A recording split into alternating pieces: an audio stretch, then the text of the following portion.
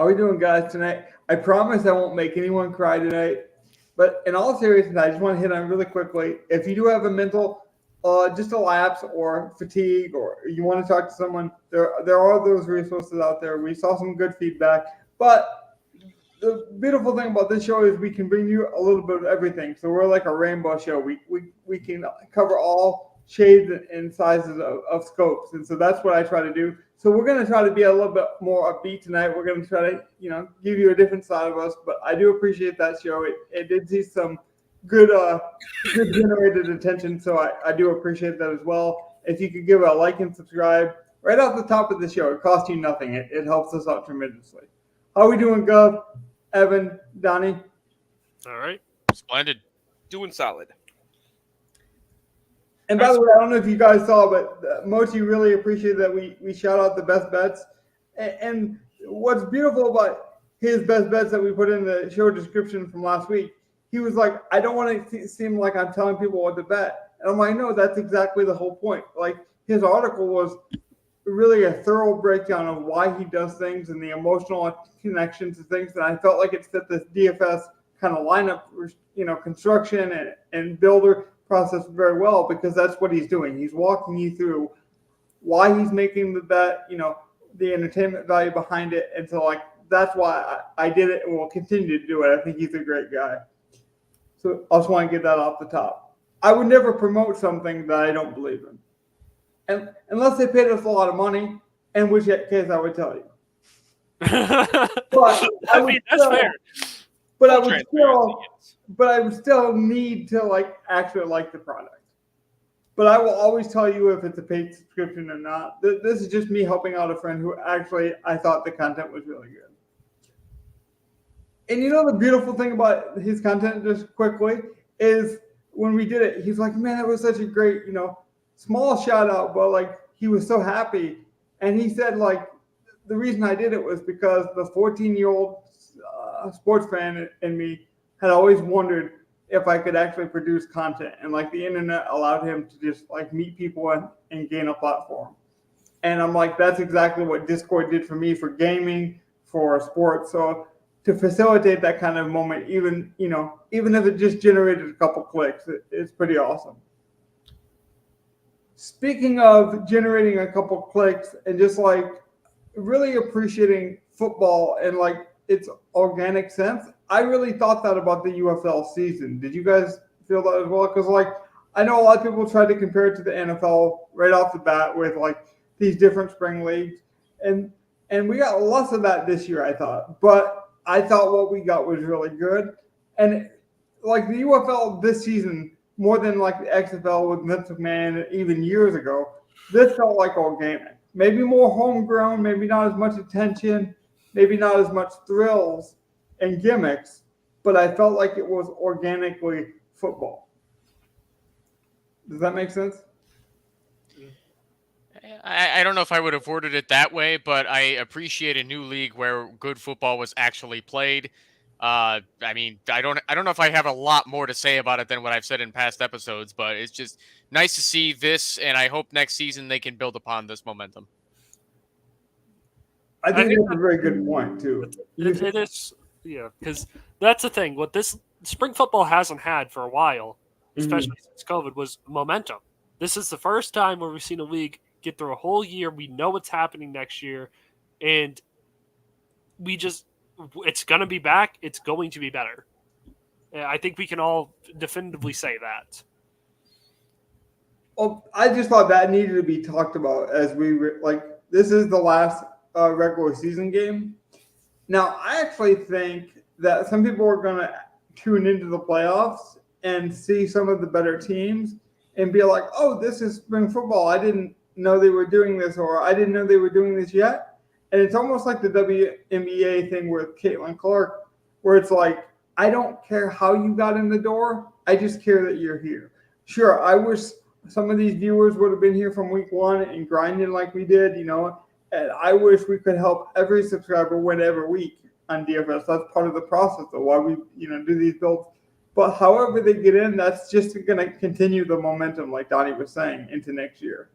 And I just felt like this year was a perfect the actual what spring football was supposed to be. I mean, I know I don't think Evan watched it so much last year, but so much of it has been around like Vince McMahon or The Rock or like does this league have enough funding? You know, will they pay their players? And like this actual football content, like it was more niche, sure, but it wasn't so much gimmick, and I really appreciated that. And I mean, outside of the fact that we know the structure of the league and what's going to happen, Mm-hmm. I mean, the NFL took ideas from it, so we know the ideas were good. Mm-hmm. I think the most important thing is that the potential change of the chain game, because I think a lot of fans thought that was going to stay for almost forever. I mean, and the NFL is probably going to end up changing after what I assume will be a very successful preseason of it, because that was a very innovative idea, and It was. it was perfect. It really was perfect.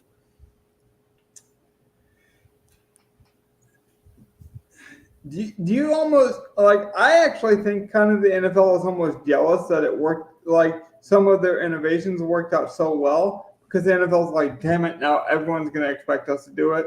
Because if this league can do it at a lower level, but they can execute it so well, then we almost have to follow suit.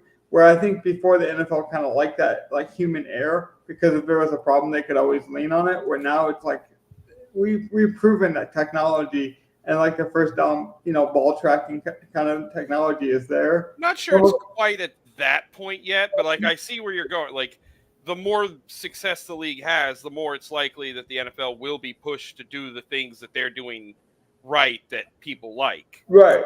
As opposed to them just sort of picking the things off normally that they would want that seem to work.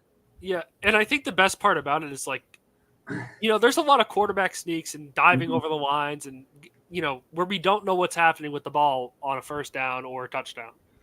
That just, to me, that's going to be so major in the future. The tush push might be a little bit worse now. The small things that could happen just out of a little change like that.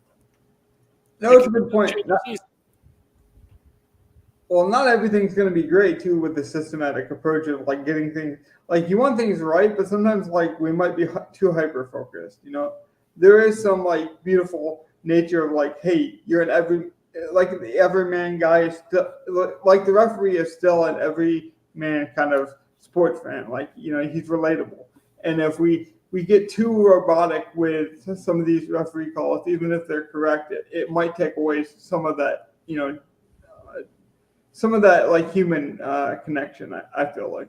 And the funny thing is I hear people talking about how this is going to be the death of the chain game, and it really is. Like they're still going to be there. They're still going to have their job. It's going to be easier on them, and I mean, there's going to be less death threats towards refs, and I think that's honestly what's the most important out of it. Like refs get treated awfully. Oh, they do. If anything, let's make them full time. Like this should prove that they should be full time. It's not even about. We talk about player safety all the time. This is important for just referee safety. I know we haven't had any major like actual things that have happened that's detrimental, but they go through a lot for sure. I would agree with that. It might sound a bit extreme, but I really do believe it's like giving a caveman, a really good weapon like a gun, or teach him a bow and arrow. It could be a real evolution and make their job easier, which reduces their stress and makes them enjoy the game more too. So there is a give and take. Evan, did you want to add anything? I don't have anything off the top of my head. No. That's good. No, I just want to make sure everyone's inclusive. I'm just trying to make sure because I really just wanted to get that off the top of how much I appreciated the UFL. I told you I wasn't going to do that. I'm like, the XFL is done now, and I almost did it. I guess it's per the course. But so do you want to break down the specific lineup review? Was there anything from DFS that you want to carry over for the NFL? Like any other subtopics about the UFL that you wanted to cover this week? Let's look at the lineups for sure. You got to see the lineup. Yeah, so I was waiting for someone to key me up. I made the mistake. And we knew it could happen where we just get information late, but this wasn't even the case. We had the information, I just didn't see it. I'll own it. I think it was this one. I left the wrong quarterback in the lineup. Luckily for me, because I would have felt terribly financially responsible. Everyone should know it's my lineup, so it's my actual DraftKings bankroll that goes into the lineup. So that made it feel a little bit better, knowing that the guys didn't actually put their own money on the line. But I do feel like I wasted your time, so I did want to say I apologize for that.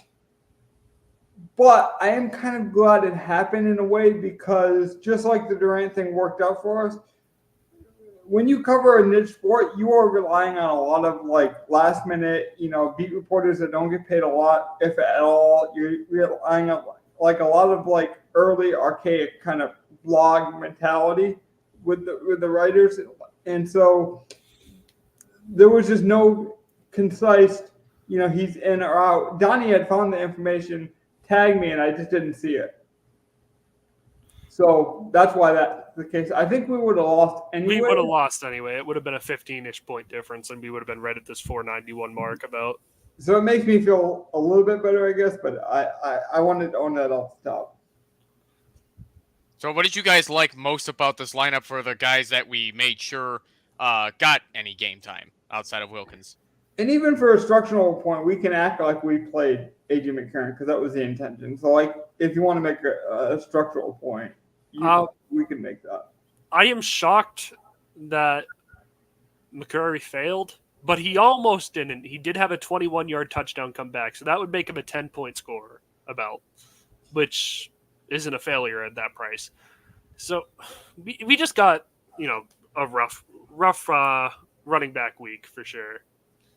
But otherwise, on a week where we went heavy running back, yeah. Yeah. Like we play Ellison, we play McCray or the Sailors, and we just didn't hit. Like Hall was the solid play, like he was chalky, but like still a solid play. I was not I thought Mariner was going to be a little chalkier than he was. Like 17, I thought he was going to be above 20. I think he should have. I'm a little surprised at that. Well, what I think our biggest mistake was this week, outside of the quarterback thing, just as a structural standpoint, we know that playoff games generally hit unders and are lower scoring. Mm-hmm. This essentially, especially the San Antonio St. Louis game, was playoff games. It mattered. And I think we should have thought about just the football aspect of those games usually don't give us high scoring upsides. And where McCarron already was coming off an injury, I think we really should have thought about that a little bit more instead of just going with the name of the matchup and saying these are the teams that. It's a valid point, Donnie. So, like, if you're thinking we should have concentrated more on it now, like, what kind of concentration can we take from that into next week? Like, do we need to, like, what can we learn from it essentially? Next week, it's the same deal. So we have prime film on what the teams are going to want to do against each other, because they all played their starters pretty much all the way through. That's what I'm saying. We saw the scheme. That is true. So if you watch the game, you know what teams are going to want and what teams are going to want to stop. I think that's the biggest part about these 2 weeks here. Mm-hmm. This is a very important week to watch if you're going to come back and try and capitalize. But now we know which quarterbacks will work against what team. Obviously, Etling, I think, deserves to start this week against Birmingham after how that game went, leading a game-winning drive and just missing the field goal. It was a interesting week of football, with a great football, honestly, from the top 4 teams. It was. I think this lineup also proves just how volatile running backs are in this league, where you can either hit big if you pick the right ones, or you just don't hit at all, like what happened to us. Well, I'll say, I said it at the start of the year. I said it last year. The offensive lines in this league just aren't quite where they need to be run blocking wise. And it really fluctuates these running backs pretty hard. Yeah. I think the running back talent is lacking at the same time. It's definitely both, but I think overall as a unit, these offensive lines, they don't have as much time together. It's tough. It's an interesting talking point, though. So how would you favor that? Do you favor that to more like we need to get the running back right, or do we like, hey, offensive line is bad, so then like all the offensive lines are bad, so then maybe we lean more passing games, or like short screen passes? Like, how do you guys break that down? I say you just punt running back and try and get the receiving threats, honestly. Most of the time, anyway. Yeah. If the receiving threat is a running back, that's What- different. But When you say punt running back, you're saying like you're so basically when you're building a lineup, are you just looking for the touchdown hound kind of guy? Like you're just trying to hunt the that, or you find your Durant or your. I still think McCurry's a great play at 5K. I mean, those type of things are important. And also, Birmingham, we don't even know exactly what they're going to do in the run game next week because Pearson's coming back. Whatever it is. Yeah, but Martinez will probably have a high factor. Yeah, in their run we game. just don't know. And with that whole backfield, the coach loves Marable, so it's really tough. It opens up a good can of worms. I know, Gov. I might typecast you, but a little bit. But I know you like gamification and doing deep dives like that. Do you think there's any carryover to like this week into like how some people are gonna like break down the playoffs, or do you think people will actually treat this like a new season? Because that's how I'd like to treat it. But do you think people are gonna like basically look at the box score a little too much still and use some of like last week or the previous weeks against them in the playoffs? Because I do think like people are just gonna play their best players now, right? That's true. So And is so, there any leverage to be had? There's a little bit like we knowing what I know from playing like football, like we are at that point, like you said, where they're all going to be playing their guys. Mm-hmm. And like we are kind of know better who those guys are. We've seen all year who they've used, when guys have had to come in. Like we have a little bit better feel of this. So like I do think there is some leverage and some edge still with these playoff games. Like even with them, I'm intrigued, honestly. Like I'm really hoping I have extra time for the championship at least. Are the championship games on the same day? I don't know that. No. So when's the second game? When's the? I believe they broke it up. So one Saturday, one Sunday. Yeah, I know the Birmingham one's Saturday at 2 Central. Yeah, I believe one's on ABC and one's on Fox, but they're both on local broadcast stations, so they should be easier to find for people as well. The Sunday game is at 7 p.m. Eastern on Fox. On Fox. And that's the Brahmas versus Battlehawks. Ooh.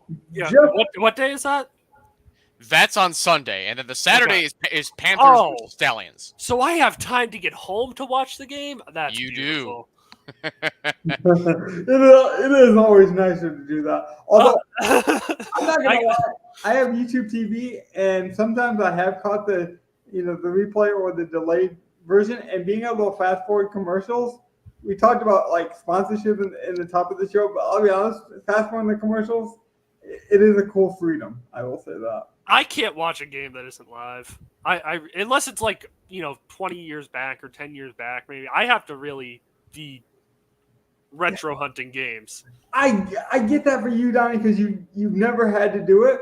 But this might sound weird for me, but nostalgically, I grew up being a sports fan when I was younger, and obviously my parents would have a strict bedtime curfew and things like that. So sometimes I had to wait till the next day. You don't know the pain of having to like make sure that no spoilers are made, and you're rushing home from school trying not to get the game spoiled. So sometimes that nostalgic, string still gets pulled for me when I'm trying to like not see a result. I don't know. Maybe that's just me. What was the defensive scores for this past week? Can we see who had the best defense? Let me see. I'll scroll to the top. I imagine defense is usually a pretty big outlier, so I'm gonna guess it was one of these. Well, the Roughnecks were 30% owned, so that's pretty high for a defense. Roughnecks had 4 in the Showboats are leading with 8. But they had low ownership. Let's see. I believe it was the Battlehawks with 12. Battlehawks would make sense. That's also why I wanted to scroll up, because I wanted to see the ownership difference. So everyone was really going Roughnecks. So it seemed like people were trying to save money with Houston. The Defenders were second with 11 points. Yeah. Okay, so interesting. 11 and they were also 5% owned. That would have been a nice hit. Yeah, Birmingham having 2 points. That defensive coordinator leaving, that's made a big deal for them. Mm-hmm. It just doesn't look the same. Yeah, they didn't get that sack until the fourth quarter either. Yeah, speaking of leaving and exiting, I want to mention before I forget, Birmingham had another quarterback injury. Chase Garbers went out again. They said it would be highly unlikely for him to play. Yeah, not Birmingham, but or not Birmingham. Sorry, the Brahmas. I would do that. I would think that the Birmingham Brahmas would have came off a lot more just artful to name them that. So I always confuse it in my head. But yeah, I mean, to be fair, Birmingham Brahmas and then the San Antonio Stallions. Exactly. That does work a lot better. I get it. And phonetically, I probably shouldn't tease anyone because sometimes my pronunciations are terrible. I'm just saying, like, it would have made a lot more sense. Throw back to all the names. Longtime viewers already know that we screw up the names of so many players anyway. It's expected. It's a part of the trend now. It happens. Yeah. It's a signature of the show. Part of the I get it. I like to be able to pronounce the tough names, but some of them are just like, I made sure I could pronounce Michael Humanana Wanui, but that's probably the weirdest name I learned how to pronounce. I don't think I could even do that, so that's one up on me. Can you not say Atentacumpo? I'll get back to you on that one. Okay.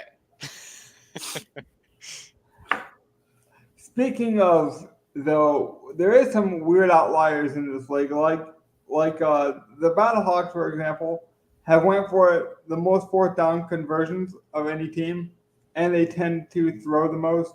They're obviously their offensive coordinator is a quarterback. They really do tend to pass happy, and I do think with people, it wasn't just us, even though it was just a bad mistake. AJ McCarron being out, the Wilkins experiment didn't work, and so like people are not used to clicking that name, and so the Battlehawks could be interesting as a play this week because they're so pass centric. You know what I find interesting as well? Out of all the teams in the playoffs, Birmingham is the second worst in pass percentage completions. 58% is disgusting, as to where Arlington, a team that was awful, had 67%. Birmingham loves running the football. Arlington significantly led the league in completion percentage passing-wise. And you'd think that would be a recipe that would successful for him, and it just wasn't. I don't know what happened with Arlington this year, honestly. Who is the one guy that really impressed you this season that you want to try to play next week? And I think this is a good time. The guy we have to be able to play. Yeah, realistically, without just naming the best players, who's a guy that you still think there's a lot of value to be had? And it could still be a high salary player, but who do you think is going to be worth it next week? Honestly, a guy that's impressed me that I don't even think we've played yet this year, Jay Sternberger. I mean, it's a lower guy. He had some of the highest yardage in the league on way less catches and still had touchdown upside. Very different play, I think, if you're going Birmingham. I'm going to say Pearson. Right now, the most expensive Birmingham option is Dion Kane, and he's going for 8,100. Yeah. I think Pearson has the most to prove. He was the most injured, so he showed the least. So in terms of ownership and talent, I still think there's something to be squeezed there because that team was not at full strength most of the year. So what if they just put it together and they go talent on talent and they're like, hey, you know what? We didn't show you our best. We didn't show you what we were capable of because we were not best available. And now we are. And, or maybe it's just Butler because he's so hard to cover. The dude is legit, I think, 6'6", 6'7". It's pretty easy to claim that he's probably the best athlete in the league. Yeah. Just natural athlete. He's probably the best. I have a question for the group about Butler, speaking of which. The last 3 games, he has not hit above 7 fantasy points, being over $10,000 in DraftKings. What do you all have to say about that? And that's why I think he's actually a good play this week, because I think like it might have been rest relaxation. It might have been like he's not used to having a professional quarterback. AJ McCarron obviously went out right around the time he dipped again, and then like maybe they were saving him. We saw a lot of that where like players would take a reduced role, but they couldn't be like fully ruled out sometimes because of the roster restraints. So I don't know. I mean, I feel the same way. McCarron loves the guy, obviously. I'm going to trust that the NFL quarterback's going to get it too. I think NFL talent. What do you think of? I mean, I'm kind of with Logan on that. Like, I think Butler kind of has been like set aside for the second half of the season. Like, it seems like, I don't know if it's so much because of McCarron and going out, but like I do think they have been using different guys because like teams like St. Louis and Birmingham have basically had stuff locked up for like 4 games. So that kind of correlates. Like I do like Butler. Well, I always like this. I'm staring at the stat page right now, and I'm like, yeah. Who's someone I haven't seen or played a lot of? Speaking of the numbers, because I don't want to take guys you go, but I just feel like this is not expertise that you bring to the show. You're always big on ownership and then upside based on that ownership. Where is Martinez's ownership too high to play this next week? Like, and I like to ask these questions because we're not staring down a lineup, so we can just ask the questions based on a talent perspective. Now I got to think about it as a 2-game slate. Right. Is it like 60 you fade him, or do you like no he's so good we got to play him no matter what? Like, how would you break that down? Well, the way I would think about it is like I would come from the aspect of how much of him am I willing to have, and I wouldn't have a problem having like just 70% of him, even or something like that, because I think he with that rushing floor it could be insane. Yeah, what if I said Martinez led the league in rushing this year by far, like 70 yards. He had a whole game on some of these people. Okay, you ready for me to crank up the difficulty on you, Gov? What if I said this lineup was the only lineup that mattered to you this week? You didn't want to let us down. There was a real emotional attachment to this lineup, to this show. You were really dedicated. Are you playing him or not? Yeah, I'm probably trying to fit him in. Yep. My plan is to try to fit him in. I have another question for everyone to answer. Yeah, go ahead. For one, just one from everyone, whether it's a team, a person, like a player, a coach. What most disappointed you about this league so far? That they didn't lean into the silliness. I thought they did a really good job of staying away from some of the gimmicks, but then some of the organic, like fun-natured stuff they had, I think they should have leaned in more. And like, they have to be careful with some of the beer snake stuff because like the drinking, and they don't want to promote alcohol. But some of that was like really fun, and they just didn't. Shit, they have alcohol sponsors. Like fuck. Like well, yeah. Well, you're right. That's babble. Yeah. There's the give and take there because we know why, but then we also know why they're nervous to promote things like that. But like some of the stuff was organic. Like they had the most access of anyone that's ever like they could talk to backup quarterbacks as plays were going on, and some of that stuff was really great. Maybe I'm fawning over it because we didn't see very much of it, so then it had a greater impact on me. So then if they would have overdone it, it would have been too much. But I think they could have leaned more into that. I think I pretty much said the only thing that's really disappointed me about the UFL is just the rush blocking, and the rushing has not been as stellar as it could be as far as effectiveness on the ground, where it's been really wildly all over the place. And I think it's just been more bad than good this season. But I had to really dig to think of something that disappointed me because otherwise it's just shit that's out of their control, like having to start with 8 teams until they can grow the product. See, what kills me about this league is if I search up on Google UFL schedule, I have to go to the UFL site. I think that really hurts. That's That the biggest. really, I was gonna say, like, that's the really only thing hurts that I them. hate is like I don't like the advertisement. I don't like the way it gets out there for people to get to it. Like I feel like they could be doing more on that. If I need to be able to themselves. search UFL schedule and see who is playing at that moment, I can do it for any other sport. I can search. Type in PGA. It will show the whatever 3 different golf tournaments are playing that weekend, and I can just get their leaderboard right on Google.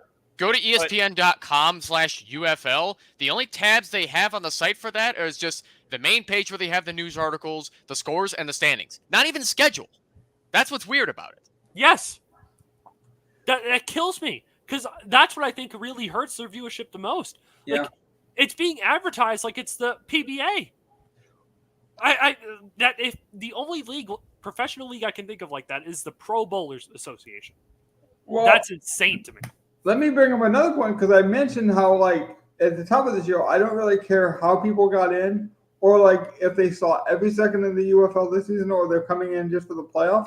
I want this weekend to be really good because I want it to be a showcase for next year. Because, like, to Evan's point, that's how you grow. You have to showcase and you have to, like, let that expansion happen.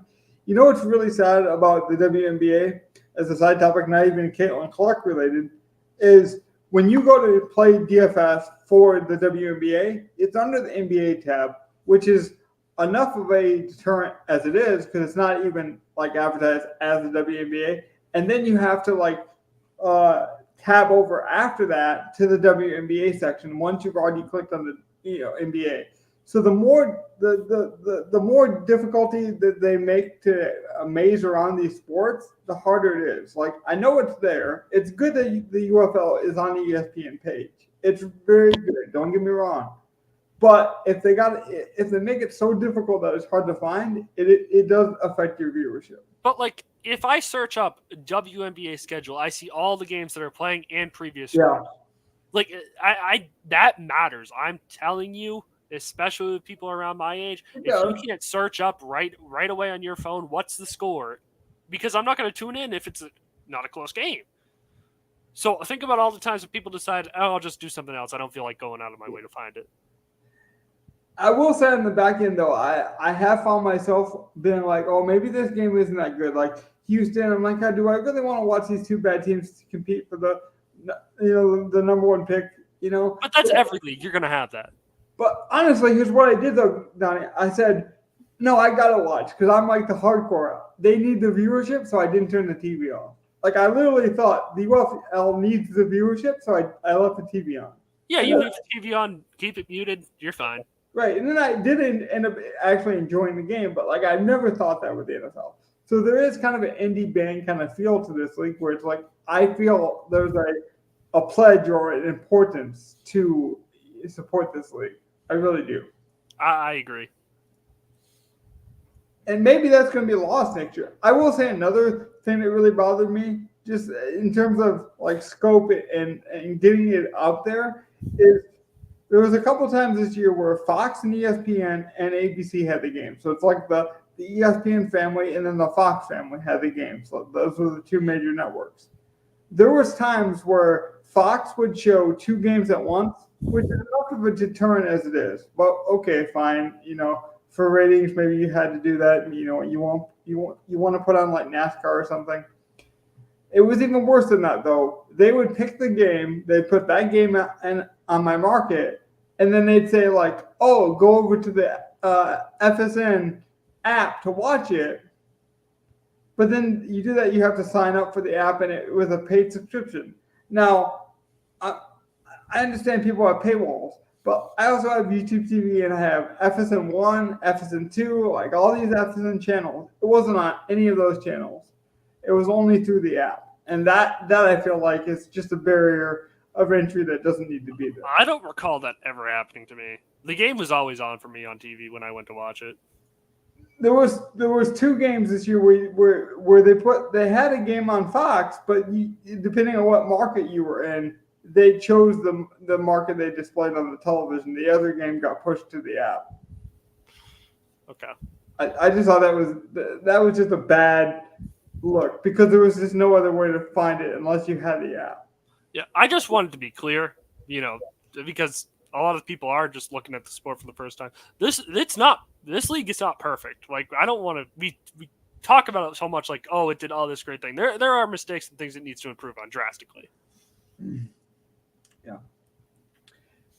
Gov, what's the chances to kind of go full circle in terms of growth that they could still do this year? For example, do you think that DraftKings may up the contest again like they did for week 1? Because I think it was week 1 and 2 we saw they really poured in some money. Do you think maybe we see I could maybe see a slightly larger contest for the playoffs? Yes. Yeah. Well, but I'm not sure how much bigger. Like, to be honest. Yeah. Honestly, I would just hope that like the league itself would maybe put money into one of these sites and just say, here's a free contest for the championship game. Like, just give them the money, get it out there, get people watching it. Get a sponsor of some kind. The best, the best this league has to offer is going to be that championship game, most likely, where I'd expect it to be St. Louis, Birmingham. But honestly, with the way Michigan's played Birmingham this year, you just don't know. Well, during COVID, that's how the UFC grew. They grew a lot on YouTube with people's watch-alongs, and that was one of the only sports going on. And so, they built this like in basement experiment where they're like, hey, we're gonna just put everything in house. The WWE did this with their Performance Institute as well, and then they filmed things, but they did a really good job of promoting it online. It would just be nice if they could do more of that because they do have the access. Like, that's the one advantage to this league that they do have. They got all the coaches to sign on. A lot of the backup players have given them, kind of a backstage pass exposure because that's what all of these players want is the exposure. And so, I just feel like they could lean into that more. And they make a good amount of money. I think they make like $5,000 a week per game. So they make a lot of money. So. And I'm not making a joke here. I'm glad they're all getting paid because we saw a couple of years ago the spring football league promised a bunch of stuff that it didn't come through. So, I will say, from a consistency standpoint, I have no doubt that The Rock is actually, getting his name out there, getting Garcia's name out there as well. They've done a really good job of making sure they have some financial structure for next year. I know that if you aren't listed active on the roster, your pay gets cut in half for that week. And I think that's why AJ McCarron got the active set for week 9, even though he wasn't going to play, just for the extra. It's $2,000. It's a big deal. It's a big deal. It's not small money. But do you want to know? Here's the thing that most people might not know. Patrick Laird actually exposed this with the Tampa Bay Bucks. And maybe it's not an exposure. It is what it is. It could either be good or bad depending on how you interpret it. But the practice squad, when you get called up for playoff games in the NFL, is a significant boost. So if you're a practice squad guy and they bring you in as a playoff roster guy for that last week or the week going into the playoffs to be a special teamer, that could be a huge boost. And so I know people have done that and manipulated that boost for their older practice squad guys as kind of a token of appreciation, being like, you were with us for 5 weeks. We're going to just bring you up. We're not going to play you at all, but you're going to be able to dress. And it's almost $1 million difference. I will say this, just because you said special teams, and it made me think of it, because I saw the report today, and it's almost the year anniversary, and I think the player needs to be brought up again. Traylon Burks was told that he needs to participate on special teams if he wants to earn playing time. So I will continue to hate on that guy just because of Logan. I have no reason to not like the guy. It's just because Logan made that one mistake. We're dropping all kinds of Easter eggs in this show. If you guys want to know that Easter egg, you're going to have to scroll back to some of our baseball content from last year. It was one of our iconic moments.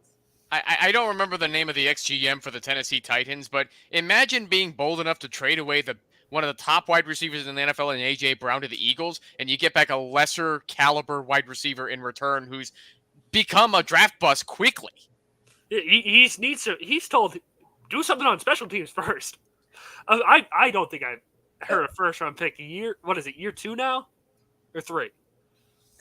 this I think will be his fourth year going into. This will be his third year. Third? Yeah. Oh, the Titans. Oh God. Oh. But here's where it's even worse. To Evan's point, so the coach comes out shortly after that and was like, I think it was a mistake, basically. He doubled down on it. He thought it was a mistake to trade AJ Brown away, which puts more pressure. And then he has the season he has, and the general manager just does nothing. Like, you guys saw it when I didn't make this roster switch on the DraftKings lineup. I'm not going to pretend like, oh, guys, I just overslept. I'm sorry. No, I own it. I address what happened. And then, if these guys want to yell at me, they have the right to do that to a certain extent. And that's what they should have done with the Titans. Like, you don't just because you wanted something to happen or you believe something could happen with a guy, that doesn't mean like you have to be beholden to that stance the whole his whole career. Treylon Burks, for example, could go on to have a decent career, but even he knows he's been disappointing this far. So to act like he hasn't been is disservice to him, to be honest with you. And drafted at the same time as Treylon Burks was Malik Willis. Right. See, I would play into that, Evan. That's how I motivate. I'd be like, look, man, you were a disappointment. Your mom believes in you. Someone believes in you. You used to believe in yourself. We gotta wake that motivation up within you. Like that's what I go after. I don't. Some of these general managers will be so staunch to their opinion. It's sad. But when there's so much financial, structure tied to it, you see why. I mean, the NFL stands for not for long. It's true with general manager, coaches. The only one it's not true for is the owners, who probably should be there the least. Yeah, you can make that argument. Yeah, I think it's just Amy Adams Strunk who's the majority owner of the Titans now. Mm-hmm. I don't even know what's going on with the Titans anymore. They're so low on my radar. The Tennessee Titans are the Schrodinger's cat of the NFL. Not because they're dead or alive, but because nobody knows if they're good or bad. That was always the case when Mike Vrabel was coaching that team, and they finally cut him loose. But Mike Vrabel is, I think, what was keeping him good. Oh, absolutely. He was making lemonade out of lemons. Speaking of a best ball kind of memory, though, and bring up the Titans, I can kind of pivot a little bit here. One of the more organic conversations or topics we've kind of come up with on this show as we've kind of experimented with different things, draft recaps and best ball contents and different ways to kind of formulate different ideas. One of the best things we've done is our rankings discussions. I would actually be in favor of filming some of that as like a discussion point and launching that as an episode of why we came up with the rankings and then doing the best ball separate. So then you guys see, and that way there's no pressure to show you the rankings and then draft. You can actually see what we're thinking going into the draft, and then we draft off of that. Yeah, we did do that last year as well. We had the ranking show separate from the right, but I'd almost want to maybe even break it into like multiple episodes so we can like hyper focus even like 30 minutes at a time or an hour at a time. And then so we can give people some real good content, because I do think our rankings are very interesting conversations because we're all very different. And I think adding Evan is going to be a great launching point for that. It's going to help break some ties too as well. Because it's going to force more ties. Yeah, well, maybe because Evan doesn't even know what we're talking about with the Treylon Burks controversy. No, I do. I know you guys drafted him to your best ball team last year, and it flopped so hard. I did. It was an accidental pick. Yeah, it was a miss. No one said draft him, and then Logan drafted him. I forgot about that part. Letting it auto pick. Yes. And Gov let him have it on air. What? Why? Of course I did. I deserved it. Because the thing was, is we talked about all these different safety protocols. Like if we get a disconnect, if we get this, if we don't do this, if we don't agree, if we get a thing, right. Like we had all of the things in place, and then when it came down to we'll just auto pick whoever the best guy is and deal with it. You clicked and picked Treylon Burks. Well, what's sad is I clicked it confidently, like like I was doing the right thing. Like I was like that kindergartner, who was like, like I know what to do. If there's a fire, I know what to do. And then the fire alarm finally goes off that day, and I jump out the window and totally abandon everything we had talked about. Like,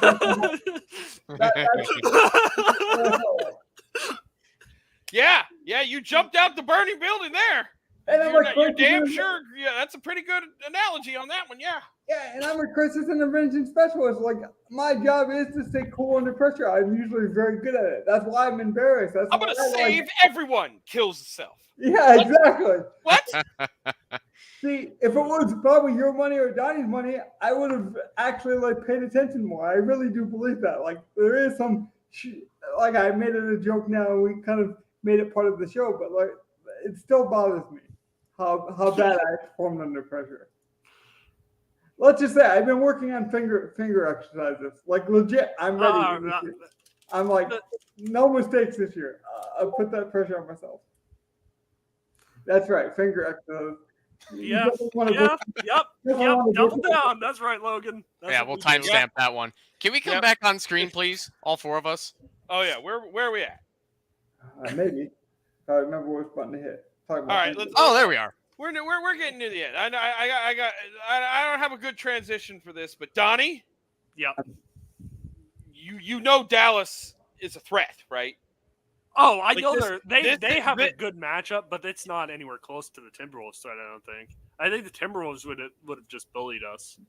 They would have tried to, but I also think you would have just outshot them in the end anyway. It could have. I mean, that could have happened. But more importantly to me is that I'm shocked. Kyrie, Kristaps, everyone's answering the media so perfectly. There has not been a single slip up. And I expected it from one of the two, out of Kyrie or Kristaps, because they've made a lot of slip-ups before. Mm-hmm. So I especially like it in Kyrie, because he's really shown how much he's matured. I think that's important. So, I can tell I haven't been watching the NBA in years, because I thought the finals already started. I didn't realize that the first game is only on Thursday. Yeah, they took a week off. Once you get to the last two rounds, the Eastern and Western Conference Finals now, they just have it scheduled as if they're all 7-game series. Yeah. And if you finish early, you get all that time off. Which actually has worked out really, really well for them, because it gives the incentive for the older players to get the series over with. So I actually think it's a positive for them. It does suck because we haven't watched basketball in 9 days. It's didn't the last series end last Thursday? Wasn't it, or was it last Wednesday? That's what I mean. It's gonna be it's it's been about a week. It's been but it sucks. We're almost at the end, and you give us a week off. I've missed it, but that might make this final series a little better. If I've really missed it, and I'm really anticipating it. But I like it because Kristaps was hurt. You're giving me Kristaps more and more healthy every day. Lively gets healthier too.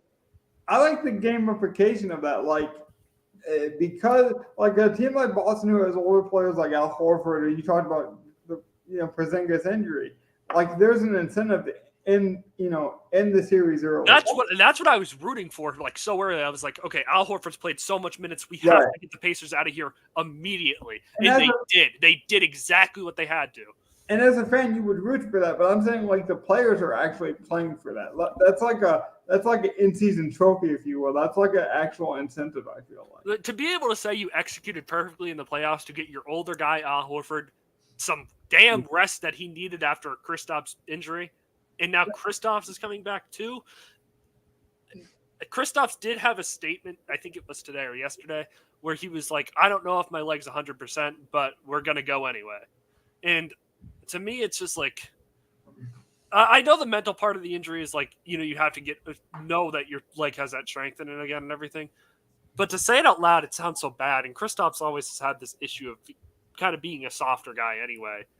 So that kind of worried me. Well, I do think the pacing of this show has been great. And for Evan's sake, because I know I don't want him to fall asleep, this will be our last topic. So if you could just bear with us for a little bit longer, Evan. But I did have an interesting angle for you to talk about here. Because I found this with myself is I've tried hockey and I can't get into hockey. I've had friends that like it. The Red Wings were good. Like there was no reason for me not to like it. I tried it at different iterations, and like there was points where I actually did enjoy it for some of the like nostalgia or some of the like moments because, like I said, my friends were such a big fan of it. Like the Octopus, the Detroit, Red Wings were good at the time. How do you like? Because I know you're such a sport fan, like me, but there's like the few sports you don't cover, like that niche that niche for you. That's like, this is just my blind spot. When that's like when that sport is like the center of attention, how does that make you feel a little weird? Because sometimes I do get that kind of FOMO where it's like, I'm not really a hockey guy, but I don't want to miss. I watched the Bruins a little bit. I for Yeah. sure watched the Bruins when they were, and they've been disappointed every year for the past like 5 years in the playoffs where they should have won. But, that's Bruins hockey for sure. And the Red Sox, I like watching Red Sox playoff baseball. To answer your question too, Logan, I mean, not really, because I mean, I'm secure with being checked out of NBA basketball. I don't like it. It doesn't entertain me anymore. I hate the commissioners. I hate the corruption that's within compared to the corruption in the other leagues. Yeah. And I'm fine with it. I mean, I don't mind reading up on it once in a while to see if I can say anything useful about it. But aside from that, I'm fine with just being somebody that just says, well, hey, I can't say anything useful about every single sport because I won't watch every single sport. It's better than looking like, not to pick on Stephen A. Smith, but when he comments on UFC or football, he clearly doesn't watch those regularly. He just does what he's told by ESPN. And Evan, I'll tell you, as an MMA fan myself, like that was the most disappointing part. Was like I don't expect Stephen A. to know a lot about MMA. I don't want him to. Like it's okay if he's like, you know what, I'm a Knicks guy, I'm a New York guy. This is not for me. Like pass. Or maybe he's like, I like combat sports, but boxing is like I'm a traditionalist, right? There's plenty of great MMA commentators and voices in that sport, journalists, analysts that could have filled that void so much better. And like maybe you bring on Steven to like get that attention, but then you quickly pass the baton to those analysts. You're like, hey, I would love to learn about the sport, and basically you promote it that way. Like kind of what The Rock did with the UFL. Like, he was there the first week, he was there with Garcia, and then they're like, hey, Wade Phillips has been coaching in the Spring Football League for, what seems like a decade now because the league is so new. We're just gonna trust him to be the face of the coaching staff for a while, and that's how you do it. Like that's I like that. Maybe that's like the advantage of being old, because I kind of do feel like that. Like as a teen, I'd be like, oh, my friends are watching college football. I gotta watch college football. Or I'm not, But now as an old guy, I'm like, I deserve a break. I've watched a lot of sports in my life. Like the other day, I was thinking about this. I'm like, Donnie could actually see the Celtics win a championship. That I remember Kobe and Shaq winning championships and thinking like this is going to go on forever. And then that broke up and they didn't have the success I was hoping for. So I'm really excited for Donnie, but I'm not going to kill myself if I'm not like ready in front of my TV screen every finals. Oh, I just see. I knew last finals when the Celtics played the Warriors, I kind of felt like the Warriors were the better team and they were going to win anyway. This is the first time I've seen the Celtics. And I'm like, yeah, they better win this. They should win this. But you should be excited. Like outside of the 2018 Celtics with Kyrie, Gordon Hayward, like all that when everyone came back after Tatum's second year, Terry was that team. I felt like should have, but then you saw the cracks very early on, and it just never fixed itself. So it was like, this team feels like it should be the one. I just think Evan summed it well. It's a good security to like, once you've reached a certain level of your fandom, to be like, you know what, this means a lot for some people. It doesn't mean that much to me. And like, there's a real enjoyment in that. Just like releasing that I don't gotta follow all the sports. I forgot to say this about Porzingis, but imagine being the New York Knicks drafting Porzingis and then losing him after only 3 seasons, after 3,000-point seasons. Yeah. Well, it gets worse than that. Evan, you remember the Kevin Garnett trade and everything, right? Yes, I do. Kevin Garnett, yeah. So the Nets obviously caused this Jason Tatum, Jaylen Brown duo that was their picks that they got drafted with. and they traded Kyrie to Dallas for basically a bag of chips, like 2 years ago. Not even about a year ago, year and a half now. So this finals really is contributed to the Brooklyn Nets. Okay. A round of applause. Can I end on an interesting question? I'm gonna almost reverse engineer this question, but I think it's an interesting way to end it, but also get a good conversation going into the finals. Instead of saying like, oh, what do you guys hope for, or like this nostalgic moment with Al Horford, or like this historical moment with Boston Celtics, or like Luka finally getting over the hump and becoming an international star, like you might see with Joker. What's the one thing that you don't want to see happen with the NBA Finals that could just ruin it? Like, what's the one thing that's like, oh, this was a good playoff, this was good storylines, and if this happens, it just ruins everything? The Celtics losing? Honestly, Obvious answer. Speak to that. Like, what does that mean to you? Like, if they lost, I'd be heartbroken. I'd be so sad. I don't know how I'd react to that because usually it's like, oh, Okay. that sucks. No, This has to be the one. The thing is, though, if it happens because Luka's awesome, like Joker, and he's Finals care. MVP, and it's a 7-game series, and it's like this is like the crescendo or something. Now Luka and Joker go and win the freaking gold medal for Serbia or whatever. Like if something like that happens, and like that's at least a good story. You lost to an up and coming juggernaut. Yeah, see, I wouldn't change it. Like it would suck for you. I understand your hate, but at least it would be a good story. Now, I want Luka. If you want a bad, like that would be something like a sweep. I think would be the Dallas winning in less than 7, and the Finals MVP. Yeah. Being like Daniel Gafford because Porzingis doesn't play and Horford breaks his, or like Horford and Porzingis both don't play. So Gafford is MVP playing against Luke Cornett and O'Shea Brissett all series. So for you, Gov, it's like if people just get injured and you lose talent, you don't. It's not even that. Like Porzingis hasn't played yet, and Horford, right? Like I'm surprised Horford played 40-plus minutes. He got picked apart in the pick and roll all series long. So I'm saying, like, he might not get hurt, but he might get to the point where it's like we can't play Horford, his old ass, for 40 minutes a night. We need to play other dudes, and now Gafford or Lively is cooking, and like now Dallas wins because you get like a 20 and 15 center. Or a 25. Like, like prime Dwight Howard from Gafford for 5 games. At least if that it's Derek would be Lively, weird and sucky. At least if it's Derek Lively, you have the story of, hey, it's a rookie. His mom just passed away. He's the new Rodman. The rookie comes in. If he comes in and averages like 15 rebounds,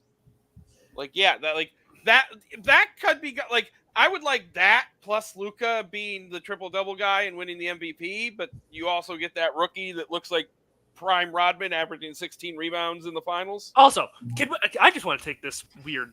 Can Sam Hauser hit a 3 for once again? Like, no. Can you remember how to shoot? Just for one more series. Give me 2 games of Sam Hauser hitting 4 threes. No. No. I will give you. It will happen in game 8. Okay, so let me bring Evan in here for the last little bit because I think you're almost like a bystander. But you can understand the emotion being a Bears fan and like having this young potential. But then, so you would say that Donnie's excitement and how it could go all bad and he would be sad is also the excitement of why if it goes well and he wins, like that is pure emotion. And so like people said the same thing about the Lions with me. It's like, well, the Lions making the playoffs was awesome. They almost made it to the Super Bowl. Aren't you proud? And it's like, I'm proud because I know what it's like to suck. I remember the 0-16 team. I can tell you players that were on that team. That was like my high school year. Like that team is like tattooed in my memory. So like seeing that team and this almost Super Bowl team, this highly successful playoff team, that actual balance somewhere in between is why I'm a Lions fan. It's not, the peak of how good they were or how bad they were. Like, I don't fall into those. It's that balance. It's that you want that consistency. And so I think what we're hearing is Donnie wants this to be a thing. He wants this to be consistent. He wants, Tatum to go off and win 3 championships. I don't. I need to see a championship.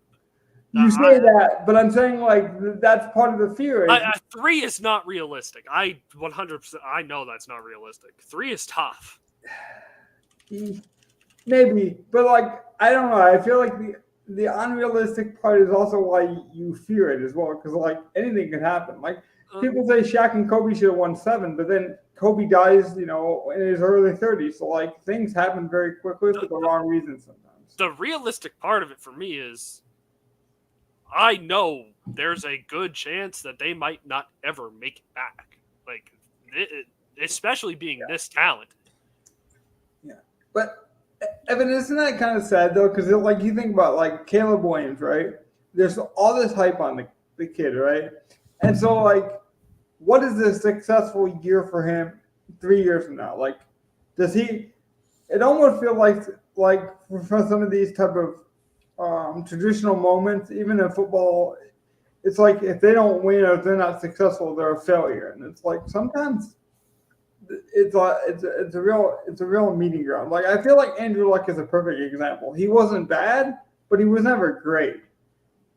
Well, so if using Caleb Williams as an example, I don't think it's possible to look 3 years in the future to see what would be successful for him at this point. Rookie quarterbacks in the NFL, or rookie any position in the NFL, I want to see it just year by year. Let's let Caleb at least get adjusted to the NFL level, get some preseason experience, get some regular season experience.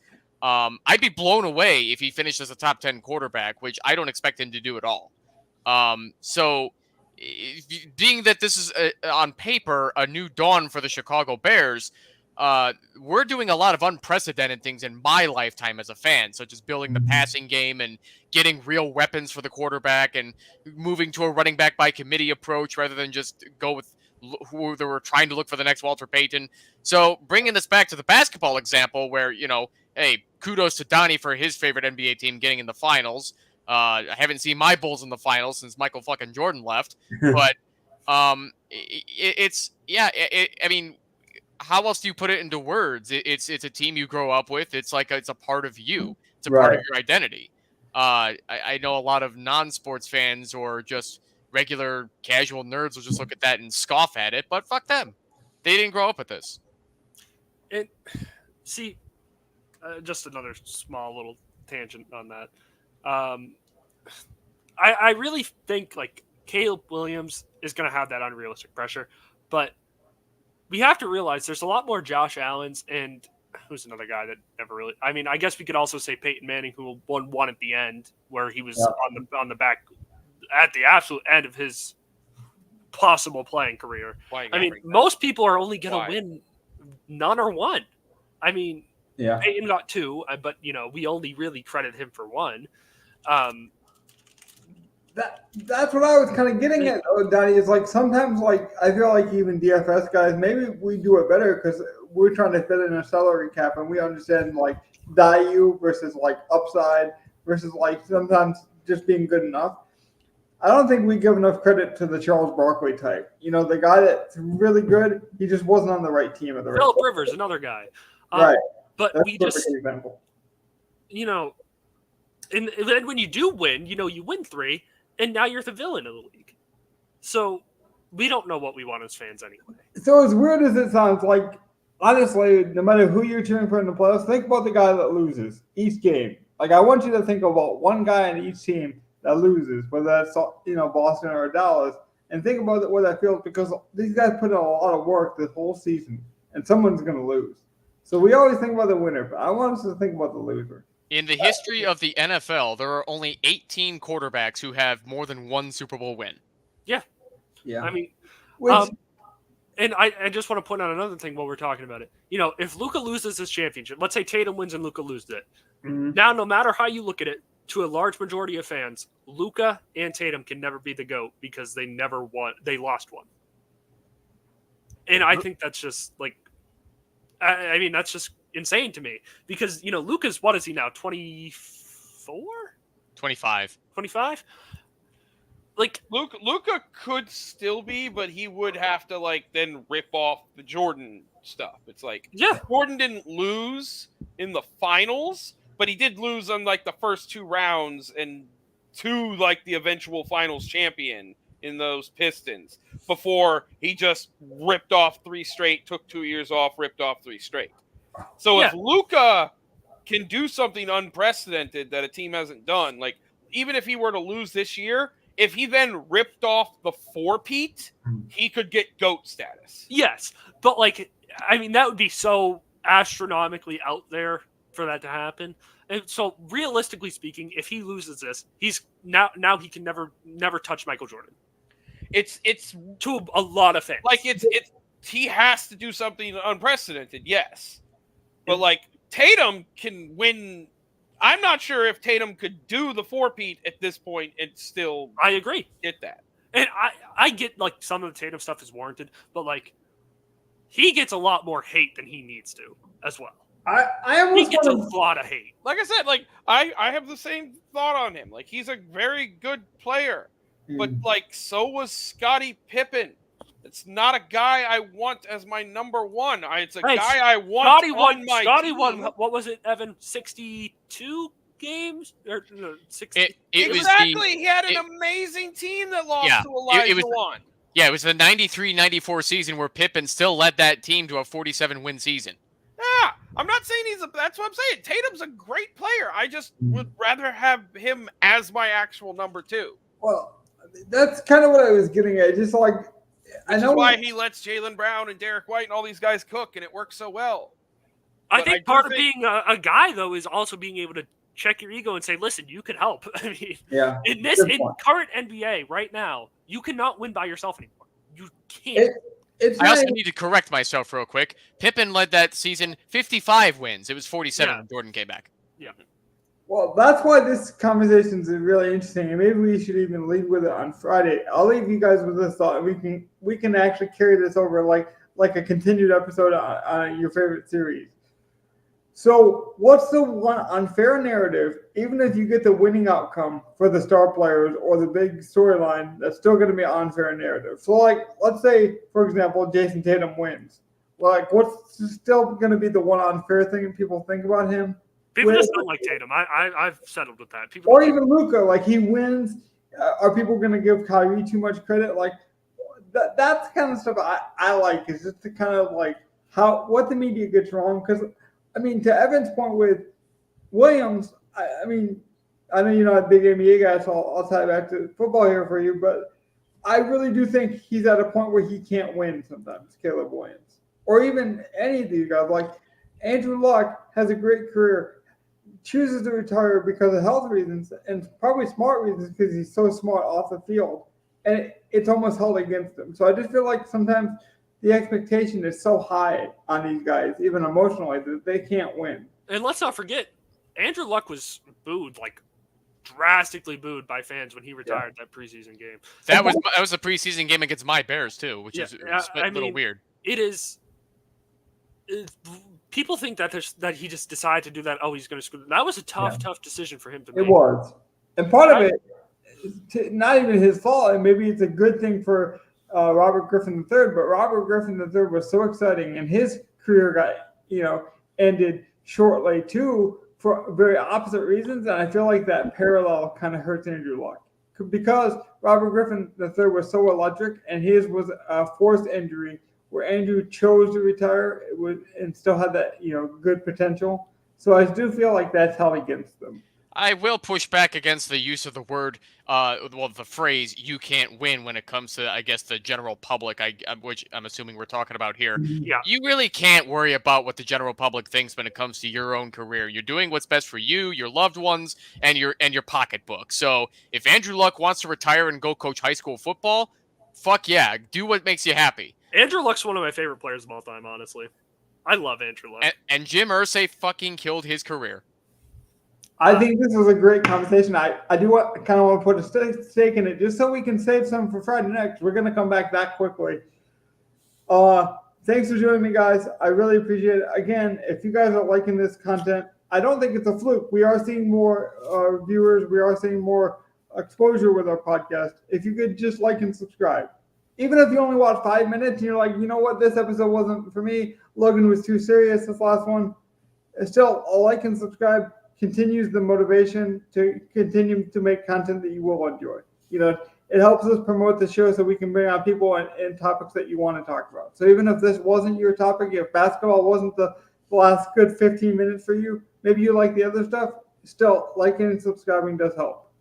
So anything else, you guys? Any other last minute promotions? That's it. As always, check out UFL over this weekend. Saturday, June 8th, 3 p.m. Eastern. Sunday, June 9th, 7 p.m. Eastern. You're welcome, UFL. Yep. Thank you, Evan. Good night. Check out Dove on Twitch, by the way, if you guys haven't. I know he's a humble guy, but he's been grinding over on Twitch. His link is in the description. Good night, guys. Have a good night.